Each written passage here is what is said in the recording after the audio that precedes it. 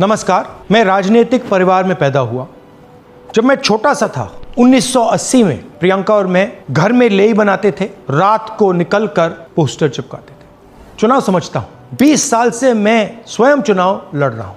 Polling कैसे होती है, पोलिंग बूथ कैसे मैनेज किया जाता है, वोटर लिस्ट, फॉर्म 17, ये सब मैं गहराई से समझ। हेलो दोस्तों, स्वागत करता हूं मैं इस न्यूज में आप सभी का। और आज की सबसे बड़ी खबर यह है कि राजनीति में राहुल गांधी ने भूचाल ला दिया है, क्योंकि चुनाव आयोग का चोरी इस तरीके से दिखा रहे हैं कि आपको मैं दिखाऊंगा कि पूरा वीडियो देखिएगा और सुनिएगा। राहुल गांधी पूरा अपने कैरियर में जो चुनाव हुआ उस पर नजर डालते हैं और कुछ दिनों की चुनाव पर नजर डालते हैं और वो फर्क बताते हैं कि किस तरीके से चुनाव आयोग के द्वारा चोरी की गई और बेईमानी की गई, और ये भी दिखाई गई कि सीधा सीधा धांधली हुआ। लाखों वोट गुमनाम तरीके से पोलिंग बूथ में कहां से आया और किस तरीके से ये कहीं पे 10,000 वोट बढ़ जा रहा है एक एड्रेस पर, और उस पर जब जा रहा है आदमी इंक्वायरी करने तो उस जगह पे आदमी है ही नहीं। बहुत ही कमाल की बात है।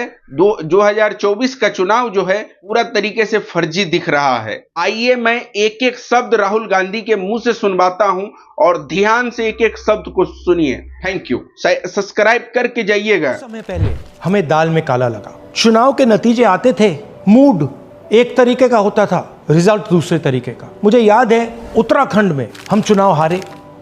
बाद में मैंने कैंडिडेट से पूछा कि जहां रोड शो हुआ था वहां जाके देखिए हमें कितने वोट मिले। हजारों लोग आए थे, पोलिंग बूथ में किसी ने वोट नहीं किया। यह असंभव था, यह हो ही नहीं सकता। उसके बाद छत्तीसगढ़ और मध्य प्रदेश के रिजल्ट, हमें लगा कुछ ना कुछ गलत हो रहा है। 2018 में मध्य प्रदेश में चुनाव होता है, हम जीतते हैं, हमारी सरकार चोरी हुई थी। 2023 में चुनाव होता है, मैंने अपने आंखों से भारत जोड़ो यात्रा में देखा भयंकर एंटी इनकम्बेंसी, और हमें 65 सीट मिलते हैं। इम्पॉसिबल, हो ही नहीं सकता। और फिर महाराष्ट्र में पहली बार हमें सबूत मिला। विधानसभा और लोकसभा के बीच में जादू से नए वोटर आते हैं, और जहां भी इन नए वोटर्स ने वोट किया वहां वोट बीजेपी को गया। महाराष्ट्र चुनाव के बाद जब हमें डाउट हुआ, हमारे गठबंधन के सारे नेताओं ने प्रेस कॉन्फ्रेंस किए और हमने इलेक्शन कमीशन से कहा कि आप हमें वोटर लिस्ट दीजिए, वीडियो रिकॉर्डिंग दीजिए। इलेक्शन कमीशन ने मना किया।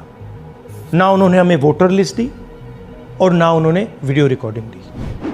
डाउट हुआ, क्यों नहीं दे रहे, क्या कारण है? तो हमारे दिमाग में सवाल उठा, क्या इलेक्शन कमीशन बीजेपी की मदद कर रहा है? क्या इलेक्शन कमीशन ही इलेक्शन को चोरी करवा रहा है? इसके बाद हमने एक टीम सेटअप की और हमने उन्हें कहा कि आप जाइए, एक कंस्टिट्यूएंसी में जाके ढूंढिए, सच्चाई ढूंढिए, किस प्रकार से चीटिंग की जा रही है, किस प्रकार से यह काम किया जा रहा है और कौन कौन इस काम को कर रहे हैं। सबसे महत्वपूर्ण बात यह है कि इलेक्शन कमीशन डिजिटल डेटा नहीं देता है, फिजिकल डेटा देता है। मतलब लाखों कागज में वोटर लिस्ट दे देगा, मगर डिजिटल वोटर लिस्ट किसी को कभी नहीं देता है। क्यों नहीं देता? कारण क्या है? कारण है कि अगर डिजिटल डेटा मिल जाए तो इलेक्शन कमीशन की सच्चाई पूरे देश को पता लग जाए। हमने टीम को बताया, मैंडेट दी कि आप जाके चेक कीजिए, आप 5-7 सीटों पे पता लगाइए कि चीटिंग हुई, और अगर हुई तो कैसे हुई। टीम ने हमें एक दिन बताया कि 5-7 सीटों पे काम किया ही नहीं जा सकता। क्यों? मैंने उनसे पूछा क्यों नहीं किया जा सकता। उन्होंने मुझे ये कागज दिखाए। ये जो कागज हैं, ये एक लोकसभा के कागज नहीं है, ये एक विधानसभा के कागज है, और इन कागजों को हमने मैन्युअली सॉर्ट करना पड़ा। और पूरा का पूरा काम जो हुआ है इसमें 6 महीने लगे हैं, और एक असेंबली सीट में हम ये काम कर पाए हैं। क्यों? क्योंकि डिजिटल डेटा नहीं दिया जाता। अगर इलेक्शन कमीशन ने हमें डिजिटल डेटा दिया होता तो हम ये कार्रवाई पूरे देश में, हर लोकसभा में, हर विधानसभा में 15 मिनट में करके दिखा देते। हमारे पास अनलिमिटेड रिसोर्सेज नहीं है, इसलिए हमने ये रिसर्च सिर्फ एक लोकसभा में, एक विधानसभा सीट में की। मगर मुझ में अब पूरा भरोसा है कि ऐसी 100 से ज्यादा सीटें हैं हिंदुस्तान में। जो यहां हुआ है उन सीटों में भी हुआ है। और याद रखिए, अगर बीजेपी को 10-15 सीटें कम आती तो आज नरेंद्र मोदी प्रधानमंत्री नहीं होते, इंडिया गठबंधन की सरकार होती। जांच ने 5 तरीके की चोरी पकड़ी है। डुप्लीकेट वोटर, जिसका मतलब एक वोटर के नाम वोटर लिस्ट में अनेक जगह आ रहे हैं। फेक एड्रेस, मतलब एड्रेस है ही नहीं या फिर हाउस नंबर 0।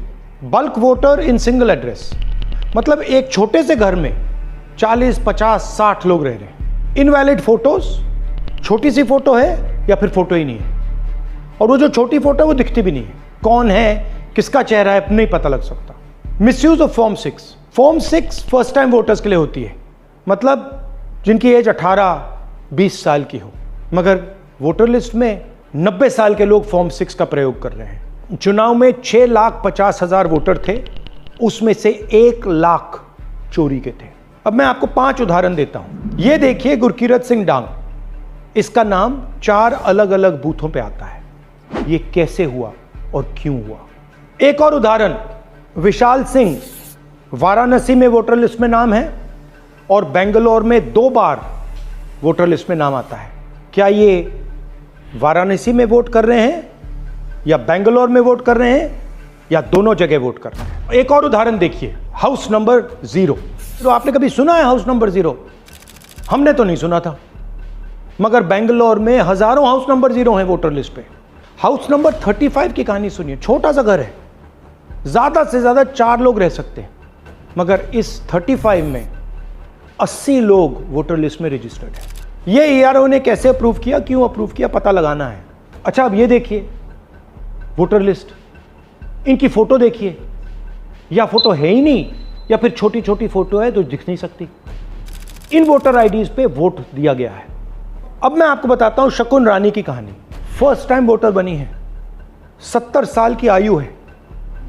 एक बार फॉर्म 6 का प्रयोग किया और उसके कुछ ही महीने बाद दूसरी बार फॉर्म 6 का प्रयोग होता है। 2 बार इनका नाम वोटर लिस्ट में आता है और फर्स्ट टाइम वोटर की लिस्ट में आता है। ये फर्स्ट टाइम वोटर हो ही नहीं सकती। तो क्या शकुन रानी जी ने वोट किया या किसी और ने शकुन रानी जी के लिए वोट किया? ये ही छुपाने के लिए सीसीटीवी का डेटा हमें नहीं दिया जा रहा है। और ये शकुन रानी जी अकेली नहीं है, ऐसे हजारों लोग हैं जिन्होंने फॉर्म 6 का प्रयोग करके 2-3 बार वोटर लिस्ट में नाम डाला है। हमने पहले इलेक्शन कमीशन से इलेक्ट्रॉनिक वोटर लिस्ट मांगी थी, सीसीटीवी फुटेज मांगी थी। उन्होंने अपना काम नहीं किया, हमें नहीं दिया। फिर हमने अपना इन्वेस्टिगेशन कराया, आरटीआई भरे और हमारे पास डेटा आया। भाई और बहनों, सच्चाई यह है कि हिंदुस्तान में इलेक्शन कमीशन और बीजेपी मिलकर इलेक्शन चोरी कर रहे हैं। ये पूरा का पूरा सबूत ब्लैक एंड व्हाइट में आज हमने आपको दिया है। इलेक्शन कमीशन जानता है कि हमने उनकी चोरी पकड़ ली है, इसीलिए एसआईआर आया है। ये एसआईआर जो है इंस्टीट्यूशनलाइज चोरी है। इलेक्शन कमीशन खुलकर बिना डरे बीजेपी के साथ मिलकर चोरी कर रहा है। और ये जो एसआईआर है, इसका लक्ष्य गरीबों का जो हक है, उनका वोट जो है, उनसे चोरी करने का है। मैं आपको एक और बात बताना चाहता हूं। इस पूरी इन्वेस्टिगेशन में हमने वोटर एडिशन को देखा है, मगर जितना एडिशन होता है शायद उससे ज्यादा डिलीशन होता है, सबट्रैक्शन होता है। तो ये सिर्फ एक मेन तरीका हमने पकड़ा है, दूसरे तरीके पे हमने इन्वेस्टिगेशन की ही नहीं अभी। मैं इलेक्शन कमीशन और इलेक्शन के ऑफिसर्स को साफ कह रहा हूं, आप जो कर रहे हो गलत कर रहे हो, ये ट्रीजन है, देश के खिलाफ है। ये मत भूलिए, टाइम आएगा हम आपको पकड़ेंगे, बचने वाले नहीं हो। It is critical that we expose voter चोरी।